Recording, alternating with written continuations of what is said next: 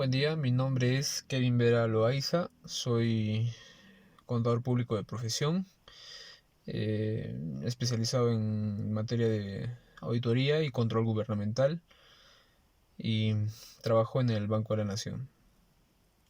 Ya, más o menos en estos tiempos, ¿qué ha sido los defectos que ha tenido las cuentas de ahorros desde la pandemia? Desde la pandemia, bueno, las cuentas de ahorros, pues hay varias, ¿no? Varios tipos de cuentas, por así decirlo. Una de ellas es de los productos del Banco de la Nación dentro de las cuentas de ahorros. Es las cuentas UOB, que son única oferta bancaria, que solamente hay lugares donde el Banco de la Nación es el único banco que está ahí, ¿no? Que es una manera que el banco, bueno, llega hasta muchas localidades donde no llegan otros bancos. Es por eso que es única oferta bancaria, ¿no? Y bueno, tenemos también los otros productos que es sector público, judiciales, alimentistas, entre otros, ¿no? Entonces, cada producto va dirigido a un público de acuerdo a ciertas necesidades, ¿no? Por ejemplo, en el caso de alimentistas, que es para procesos judiciales, donde se abonan a estas cuentas, por ejemplo, por alimentos, ¿no? Entonces, en realidad no podríamos hablar de que haya alguna desventaja entre una u otra o de repente con otras instituciones, porque en el tema de lo que son comisiones, sí, el Banco de la Nación es bastante bajas las comisiones, nulas en muchos casos, ¿no? Y en caso, por ejemplo, de judiciales, alimentistas, esas cuentas, por ejemplo, no pagan ningún tipo de comisiones, ¿no? Ya, en los jóvenes de mi edad, o sea, de 18 años para arriba, eh, ¿qué sería recomendable cuando quieran ellos abrir una cuenta de ahorros? Porque no, creo que a esta edad todavía no pueden, según he estado viendo. No, se puede aperturar a partir de los 18 años, ¿no? Pero sin embargo, la desventaja que tenemos acá en Cusco es que no se puede aperturar cuentas para ningún ciudadano. ¿Por qué? Porque la banca privada no lo permite. Solamente se pueden aperturar en oficinas UOB. ¿Eso qué quiere decir? Única oferta bancaria. O sea, no debe haber banca privada, ¿no? Entonces, ahí lo más cercano, las agencias más cercanas a Cusco, por ejemplo, son Urcos y Anta, ¿no? Ahí normal podrían ir a aperturar su cuenta, ¿no? Acá en Cusco únicamente podemos aperturar lo que son cuentas judiciales o del sector público, ¿no? A solicitud de una institución pública con la que tengamos convenio vigente. Ya.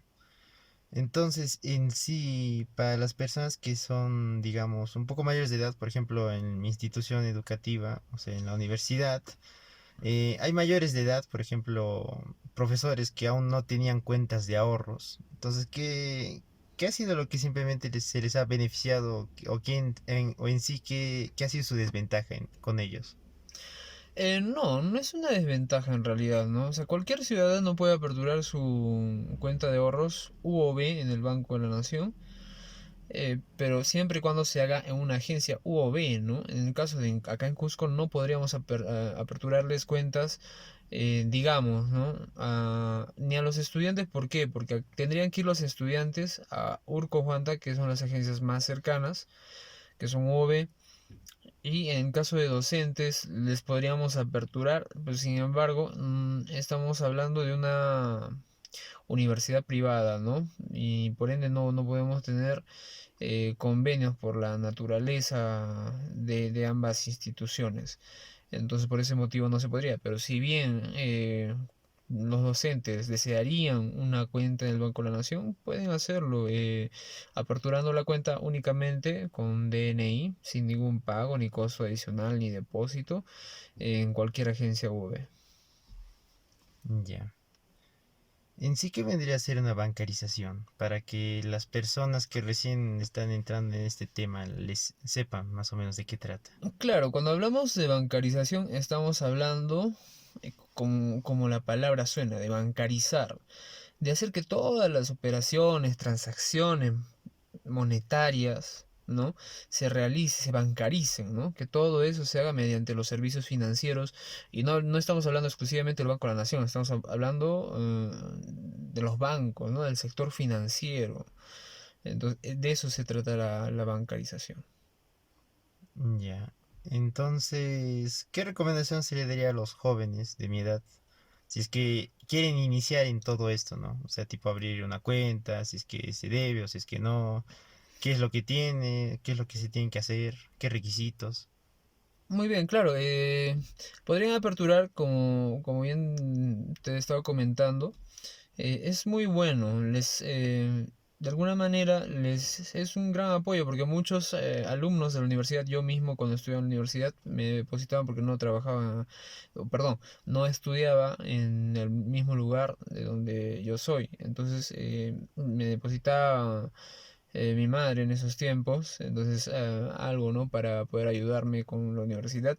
Entonces a mí me ha servido bastante en mi época de estudiante, porque es una herramienta, ¿no? También nos sirve porque siempre en algún momento se hacen prácticas o se es necesario. Hoy en día una vida sin acceder a un servicio financiero, o sea, ni siquiera se puede, ¿no? ¿Por qué? Porque es algo que realmente está muy arraigado ya dentro del funcionamiento de la sociedad, ¿no? De la sociedad y hablando también o sea, económicamente, ¿no?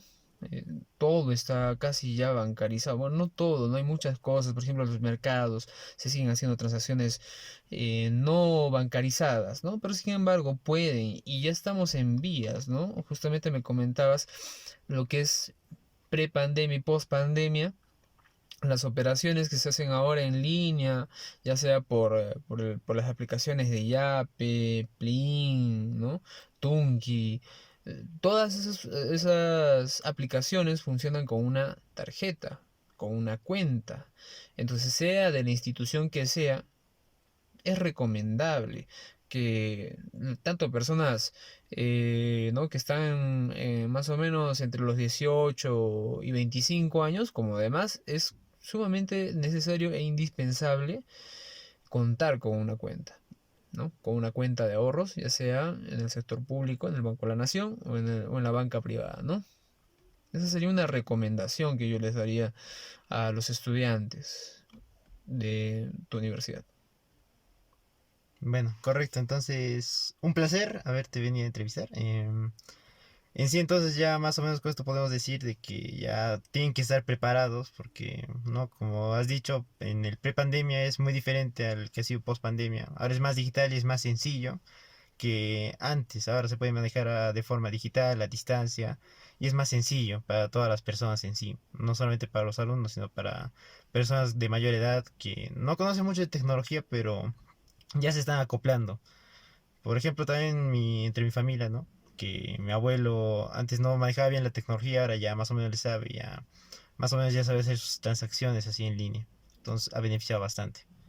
De todas maneras, prácticamente la pandemia, querramos o no, uno de los puntos en los que de repente ha contribuido en la evolución, ¿no? de una sociedad, ¿no?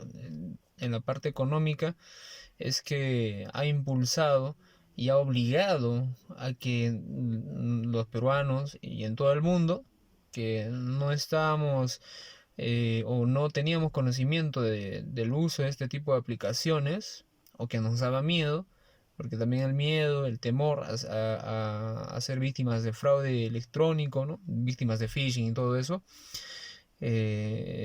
pues es un temor que todo usuario lo tiene, pero se ha aprendido, ¿no? Es algo que nos ha enseñado, nos ha obligado a aprender, nos ha obligado a cuidarnos también de las cosas malas que puede haber, de los peligros, de los riesgos que uno asume, ¿no? Cuando ingresa a este tipo de servicios, que no es malo, ¿no? No es malo siempre y cuando se tomen las precauciones y se esté informado. Correcto, ya. Gracias por darme la oportunidad de entrevistarte. Yo soy un alumno de la Universidad Continental. Mi equipo y yo hemos estado formando las preguntas en estos días y bueno, muchas gracias y espero en otra oportunidad también poder volver a conversar de este tipo de temas. Claro que sí, para lo que necesiten y estamos a sus órdenes. Ya.